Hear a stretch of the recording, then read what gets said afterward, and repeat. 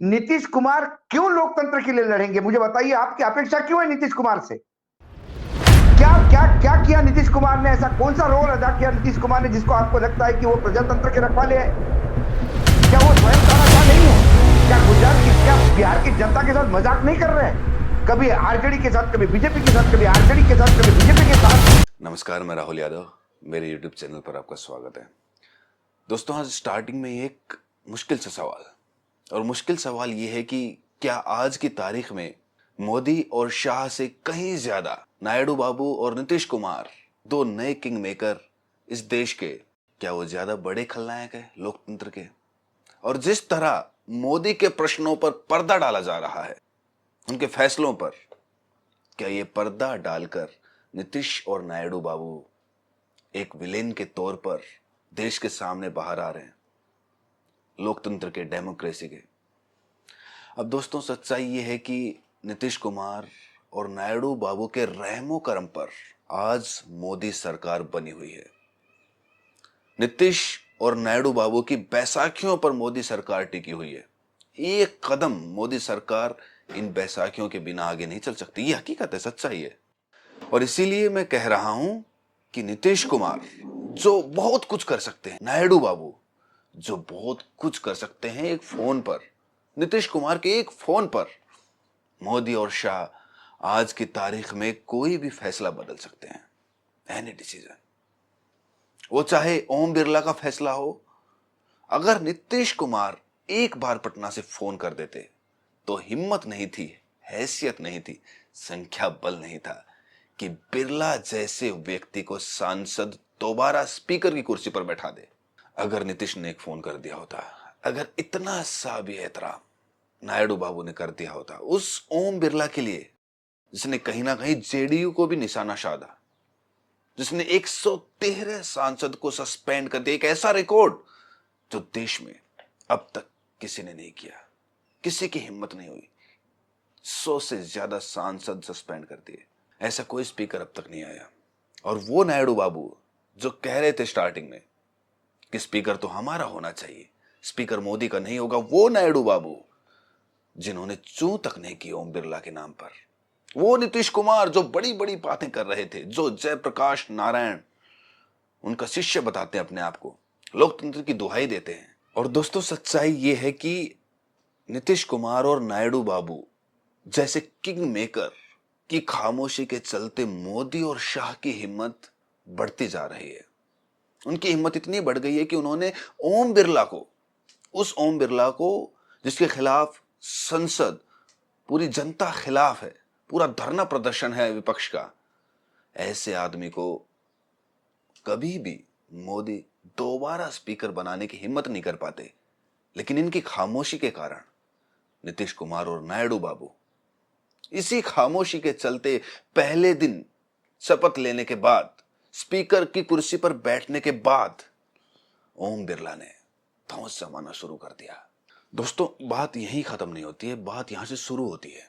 नीतीश कुमार जिन्होंने विरोध किया मोदी का, अमित शाह का, ईडी का, सीबीआई का, जब हेमंत सोरेन को जेल भेजा, वो नीतीश कुमार जिन्होंने केजरीवाल के घर जाकर उन्हें बधाई दी, और वो केजरीवाल जिन्होंने नीतीश कुमार को पहले दिन ही समर्थन दिया कि आप सूत्रधार हैं, आपके हाथ में है सब कुछ, और वो नायडू बाबू जो धरने पर बैठे केजरीवाल के साथ, मोदी के खिलाफ, ईडी और सीबीआई के खिलाफ, वो नायडू बाबू जो केजरीवाल के साथ जीने मरने की कस्में खा रहे थे, सीबीआई को लेकर, ईडी को लेकर मोदी को तानाशाह बता रहे थे।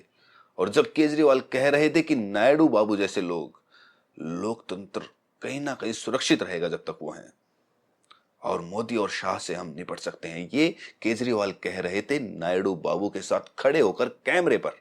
मोदी जी और अमित शाह की जोड़ी को हटाने के लिए, मोदी जी और अमित शाह से इस देश को बचाने के लिए।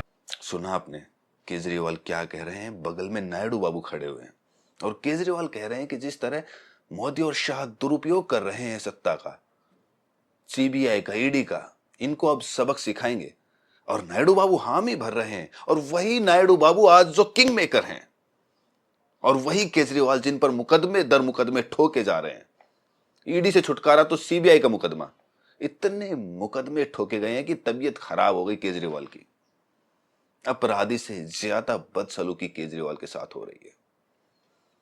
लेकिन उनके पुराने साथी नायडू बाबू ने ये नहीं सोचा कि एक फोन कर दे अमित शाह को।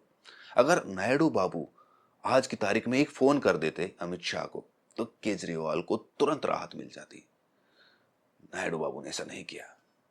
क्या वाकई एक खलनायक की तरह इमर्ज हो रहे हैं नायडू और नीतीश।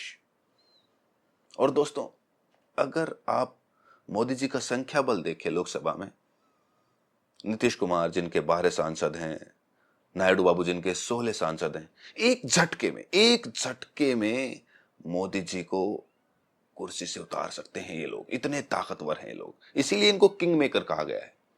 लेकिन हो क्या रहा है? हो ये रहा है कि नीतीश कुमार और नायडू बापू जैसे अमित शाह और मोदी जी को खुली छूट दे दी है, जो मन में आए वो करो। बस बिहार और आंध्र प्रदेश को पैकेज देते रहना, स्पेशल पैकेजेस देते रहना, और बाकी जो मन में आए करो। क्या ये दोनों मिलकर लोकतंत्र के खलनायक बनते जा रहे हैं? और क्या मोदी और शाह जो भी गलत फैसले लेते हैं, जो भी गलती करते हैं, क्या उसमें पाप के भागीदार जितने मोदी हैं, क्या उतने ही नीतीश कुमार और नायडू बाबू हैं? उतना ही भागीदार जितना मोदी और शाह। क्योंकि आगे जो कुछ होने जा रहा है, अभी तो आपने ट्रेलर देखा है, आगे जो कुछ होने जा रहा है, हो सकता है सिर्फ हेमंत सोरेन और केजरीवाल नहीं, इस बार ईडी और सीबीआई हो सकता है, इस तरह के संकेत मिल रहे हैं, सारी हदें तोड़ सकते हैं। और दोस्तों, सबसे बड़ा सवाल है वो ये है कि क्या नीतीश कुमार और नायडू बाबू मोदी और शाह की इस नए दौर में, इस तानाशाही में जिम्मेदार हैं? वो मोदी जो 240 की संख्या में है, जो 272 के निशान से काफी नीचे हैं, जिनके पास बहुमत नहीं है, अल्पमत में है, फिर भी क्या नीतीश कुमार और नायडू बाबू उन्हें खुला सपोर्ट दे दिया? बैसाखियां देकर खुली छूट दे दी मोदी को फिर से तानाशाह बनाने में? कौन कौन है रिस्पॉन्सिबल? ये मेरा सवाल है। हमने देखा है कि किस तरह से जप्पी भरते थे नीतीश कुमार केजरीवाल की घर जाकर, फूलों का गुलदस्ता लेकर जाते थे, कसीदे एक दूसरे के पढ़े जाते थे, और यहां तक कहा था नीतीश कुमार ने कि जिस तरह से मिसयूज हो रहा है सीबीआई का, ईडी का, गलत है। हेमंत सोरेन के लिए कहा था, केजरीवाल के लिए साथ कहा था। आज एक लाइन अगर कह देते फोन करके तो क्या सीबीआई दोबारा मुकदमा कर सकती थी? क्या ईडी इस खेल को रुकवा सकती थी? जिस तरह बर्ताव केजरीवाल के साथ हो रहा है, आतंकवादी के साथ नहीं होता ऐसा। तो नीतीश कुमार ने क्यों रंग मोदी के रंग में रंग गए हैं? क्या वो सत्ता के वेश में आ गए हैं? वो जो लोहिया और जेपी से प्रकाश नारायण की बातें थी, वो सब मुहावरे थे। तो इसके जवाब है कि नीतीश कुमार को आपने जाना है। नीतीश कुमार को लोकतंत्र, प्रजातंत्र, इनसे कोई लेना देना नहीं है। नीतीश कुमार को लोहिया जी से कोई लेना देना नहीं है, जेपी से कोई लेना देना नहीं है उनका। नीतीश कुमार सेल्फ सेंटर्ड आदमी है। उन्होंने जेपी को बेचा, उन्होंने समय समय पर लोकतंत्र को बेचा, उन्होंने सीबीआई को बेचा, और जब सोरेन अंदर हो गए, केजरीवाल अंदर हो गए, तब उन्होंने घड़ियाली आंसू बहाए। उन्हें भाजपा को बताना था कि मैं कितना बड़ा आदमी हूं। अपना बड़प्पन दिखाने के लिए वो इंडिया गठबंधन के तमाम लोगों के साथ दे रहे थे।